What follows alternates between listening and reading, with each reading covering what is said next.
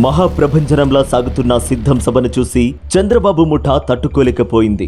జగన్ కు వస్తున్న ప్రజాదరణను చూసి నారా లోకేష్ అసహనానికి గురై బోండా ఉమాను ఉపయోగించి సీఎం జగన్ పై దాడికి పాల్పడ్డారు. దాడి జరిగిన తర్వాత ఇదంతా నాటకమంటూ బుకాయించారు.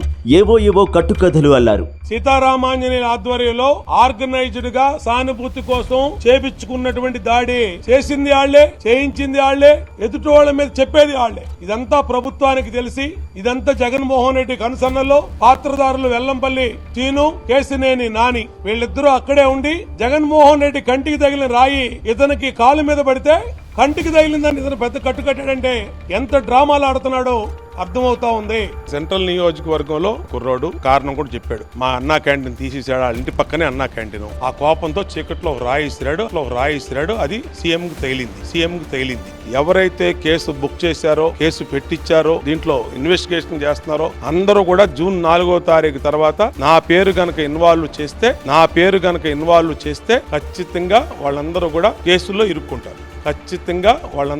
కేసుల్లో ఇరుక్కుంటారు. ఎల్లోదండు వాస్తవం ఒప్పుకుంది. దాడి జరగడం వాస్తవమేనని ఒప్పుకున్నాడు బోండా ఉమా.